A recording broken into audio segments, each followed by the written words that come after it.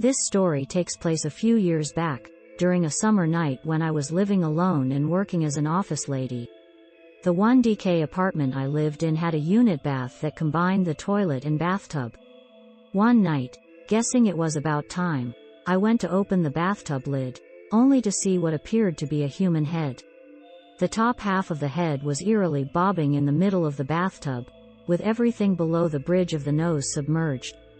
It was a woman. Her wide-open eyes stared at the wall of the bathtub in front of her, her long hair spread out and swayed like seaweed. And her thin, pale arms floated up due to buoyancy, intermittently visible through her black hair.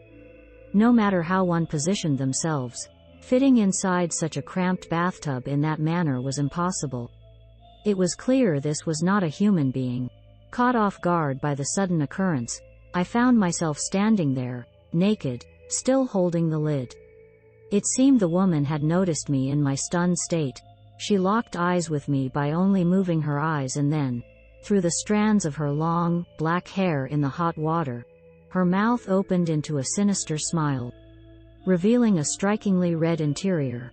Ah, no way! In the next moment, I closed the lid on the bathtub. Mixed with the sound of bubbling water, I could hear laughter coming from beneath the lid.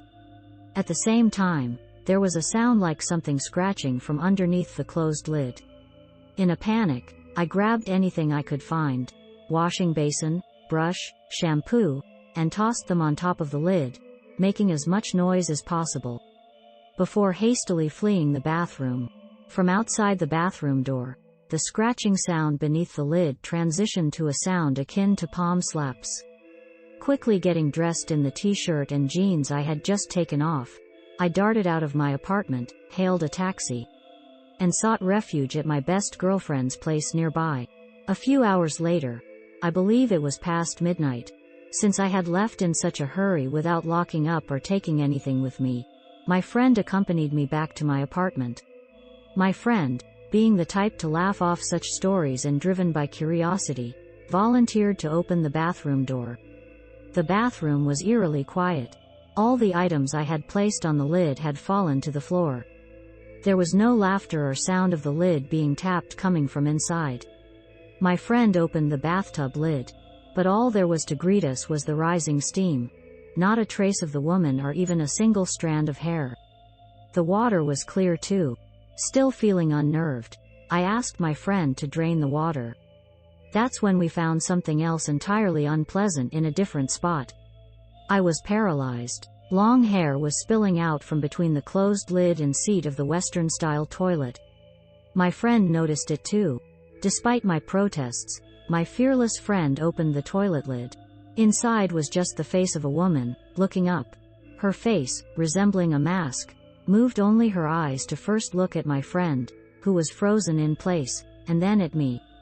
The moment our eyes met, the woman's mouth opened wide again, and this time she began laughing loudly and clearly in a high-pitched voice.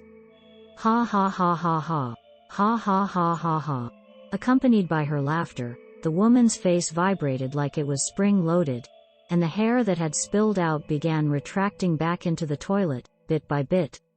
My friend, her face contorted in horror, slammed the toilet lid shut.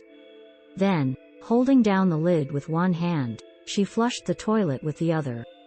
The irritating laughter was drowned out by the sound of water flowing and the forceful suction.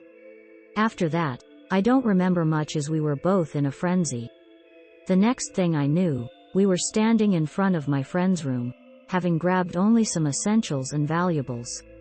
Entering her place, my friend first opened the lids of the toilet and the bathtub and told me to never close them. The next morning, despite her reluctance, I persuaded my friend to accompany me back to my apartment. But by then, there was nothing left. Still, I decided to move out of the apartment and return to my family home. I couldn't care less about the longer commute. To this day, I only take baths when my mother or sister is using the bathroom. And at the request of my family, the toilet lid has been left off permanently. How was the scary story? Did it make you shiver a bit? But rest assured, I hope you don't plan to take a bath right after this. Maybe you'll check the toilet lid tonight? Just kidding, it's all good. Stay up until it gets light and then sleep peacefully. Good night.